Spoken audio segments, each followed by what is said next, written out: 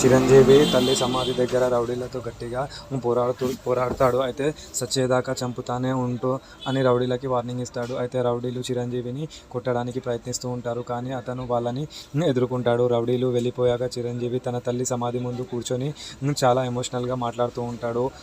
అనుకోకుండా ఒక పాప మెడలో తాళి కట్టాను,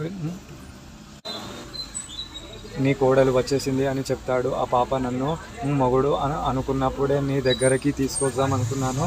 మళ్ళీ ఇంట్లో చిరంజీవి నాన్న మరియు మిగతా ఫ్యామిలీ వాళ్ళు నల్లపూసల కార్యక్రమం కోసం వెయిట్ చేస్తూ ఉంటారు. అయితే చిరంజీవి తొందరగా రాకపోవడంతో నాన్న చాలా కోపంగా ఉంటాడు. అయితే ఇంకో పక్కన అత్తయ్య చిరంజీవిని గుడికి రానివ్వకుండా ఆపాలి అని చాలా ప్లాన్ వేస్తూ ఉంటుంది. అయితే నల్లపూసల కార్యక్రమం ఆగిపోవాలి అనే ఉద్దేశంతో ఆమె రౌడీలని ప్రయోగిస్తూ ఉంటుంది. అయితే చిరంజీవి చివరికి ఇంటికి తిరిగి వస్తాడు.